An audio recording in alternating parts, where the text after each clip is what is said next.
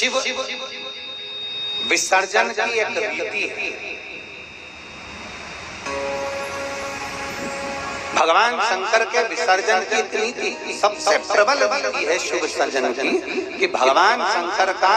पार्थिव शिवलिंग का जब हम निर्माण करते हैं और निर्माण करने के बाद जब हम पार्थिव शिवलिंग उसको लेकर विसर्जन की ओर जाते हैं तो प्रयास करना चाहिए कि घर से जब लेकर जा रहे हो उस समय पार्थिव शिवलिंग हमारे नाभि कोश से ऊंचा हो।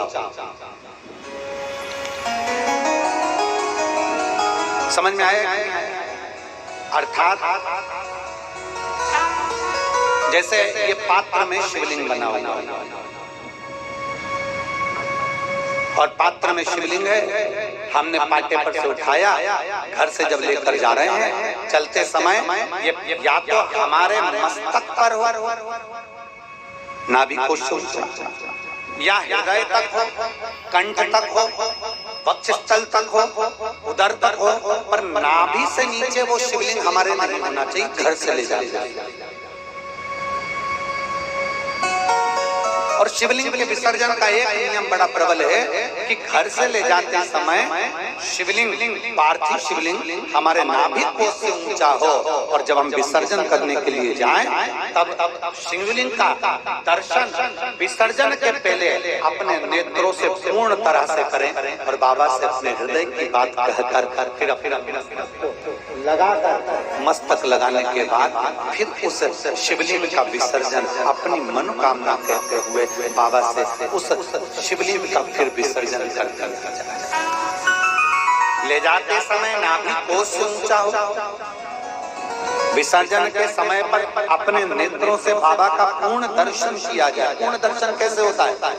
शिवलिंग के पूर्ण दर्शन का महत्व क्या बताया उसको भी समझ लीजिए। भगवान शंकर के पूर्ण शिवलिंग के दर्शन का महत्व अर्थात ये शिवलिंग, ये जलाधारी, बीच में अशोक सुंदरी, राइट गणेश, लेफ्ट कार्तिकेय, ऊपर से जो जल बहता है वो जया विषहरा शामली बारी गौतमी देव। अब जब आप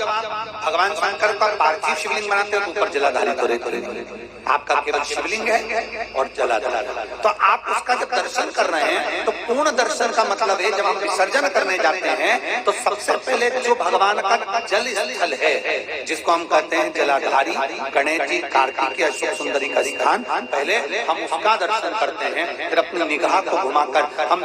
गोल घुमाकर वापिस उसी स्थान पर आते हैं अपनी दृष्टि से और फिर बाबा का यहीं से दर्शन करते हुए हम शिवलिंग का दर्शन करते हैं। जो हम विसर्जन करने गए हैं उसका हम जब दर्शन करें तो दर्शन करने के बाद हम शिवलिंग का दर्शन कर अपने मन की कामना कहकर मस्तक से लगाकर फिर बाबा का हम विसर्जन करते हैं तो हमारे हृदय की कामना मेरा देवाधिदेव महादेव पूर्ण करता है।